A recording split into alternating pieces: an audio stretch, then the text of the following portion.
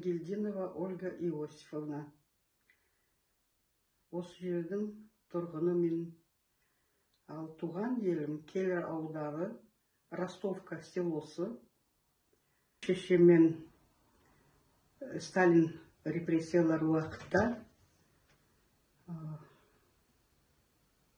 әкем Украинадан, шешем Краснодарский крайдан осылай қарай Қазақстанға қарай жіберілді. Әкем де жас ол кезде, 17 жасында. Оның да семьясы, бауырлары 8 бауырлары бар, бауыр бар. Содан кейін шешемнің тоже бәлен бауырлары бар. Осында ауысып кетті ол Қазақстанға. Ростовка деген селоға алып, ең алдымен Тайынша ауданына келді. Соны вокзалдан распределение жасады ғой. Ол біздің әкем, шешеміз бір жерге әкелді. Шешем осы Қазақстанды бір-бірімен танысып, шешемді көрмегені жоқ. Ағасы екеуі Тұрдармеда болды. Өйткені әке шешесіз қалды ерте. Маманың әкесінің тоже черный ворон баяғыда болған машина. Сонымен хабарсыз алып кеткен, хабарсыз қалды.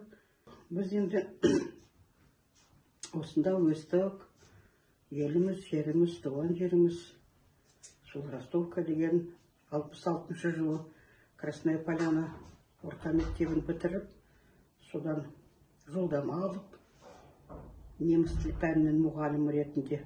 Жолдасымда мұғалім болып істеген, ол кезде физикадан сабақ беретін. Сол бір жолдасым екеуміз жақсы достастық, бір-бірімізді ұнаттық, семья құрдық. 4 баламызды дүниеге әкелдік. Қазір уже немерелі, шөберелі болдық. Сол қазақ келіні болдық. 67 жылдан бастап, осыған дейін. Биыл 1 сәуір күні екеумізге 57 жыл бұл қосылғанымызға болады. Алла жазса, аманшылық болса.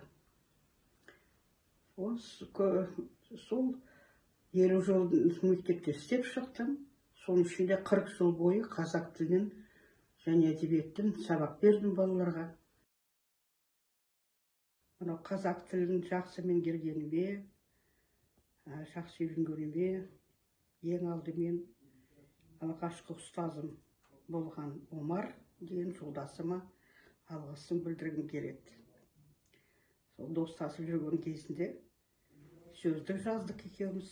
Айтқам да, омекем маған үйретші деп, қазақшаны. Бір-екі сөйлесейін балалармен, ата-аналармен, қызық қой өзіме. Жаңа өзім қызықтым қазақ тіліне. Ғашық болып қалдым деуге де болады.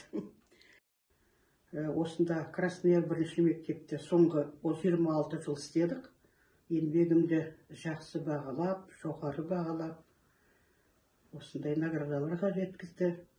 Сол басшыларыма ризамын, алғысымды айтқым келеді. Бірінші ата-анама өзімді дүниеге келтірген, тәрбиелеп, өсіріп деген сияқты жақсы тәрбие берді. Ертең міне 1 наурыз күні, алғыс айтатын күні. Қайырлы құтты болсын. Бәрін бүкіл қазақстандықтарды сол алғыс күнімен құттықтаймын шын жүректен.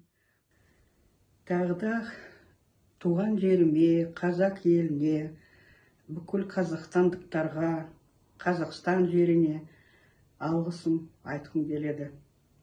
Мінекей, 1 жылдан бері тәуелсіздікті алдық.